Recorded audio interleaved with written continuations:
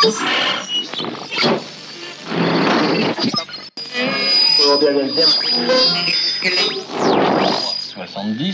deuxième était le... Les déclarations choc d'Emmanuel Macron dans son interview donnée aux Parisiens ont suscité un tombereau de critiques. Beaucoup se sont offusqués de cette sortie digne d'Audiard comme tentent de la présenter certains soutiens du président, les non-vaccinés, j'ai très envie de les émerder.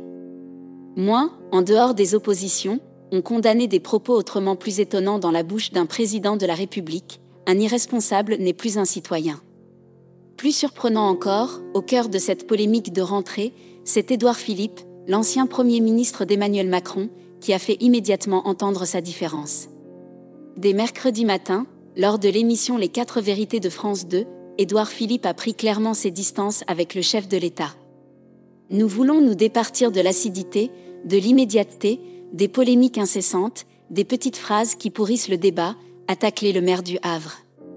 Et pour enfoncer le clou, il a également affirmé son soutien à la vaccination obligatoire, alors que le gouvernement n'a cessé de rejeter cette option. Ambiance. Depuis longtemps, les relations entre Édouard Philippe et Emmanuel ne sont plus au beau fixe. Les premières anicroches sont venues dès l'affaire Benalla, puis les tensions sont montées d'un cran lors du mouvement des Gilets jaunes, mais c'est lors des premiers mois d'épidémie en 2020 que la rupture fut consommée entre les deux hommes. Aujourd'hui pourtant, l'heure n'est plus à un mouvement d'humeur. Si Édouard Philippe fait entendre sa différence, c'est qu'il souhaite creuser son propre sillon politique. Que ça plaise ou pas du côté du château.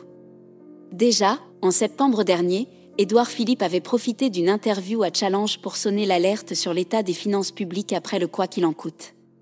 Est venu ensuite en octobre le lancement de son parti Horizon, puis l'installation de celui-ci dans l'ancien QG de Jacques Chirac, gagnant de la présidentielle en 1995. Entre Emmanuel et Édouard, il y a eu un avant et après Covid.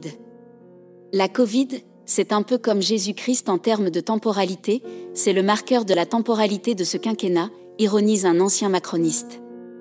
Alors, forcément du côté de la Macronie officielle, la petite musique d'Édouard Philippe a le don d'irriter.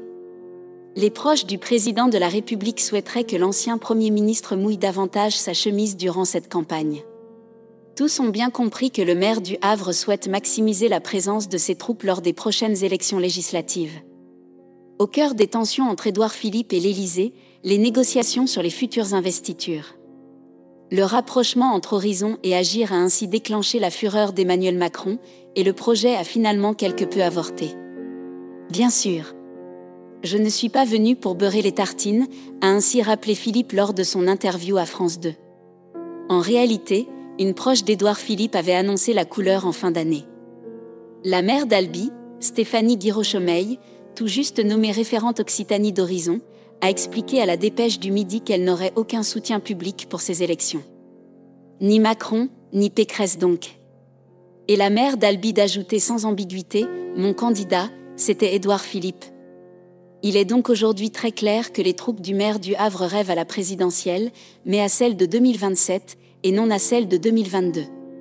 Emmanuel Macron peut donc encore attendre qu'Horizon se mette réellement en marche pour lui. Et suite à ses déclarations tonitruantes, il a déjà perdu 4 points dans les sondages de popularité.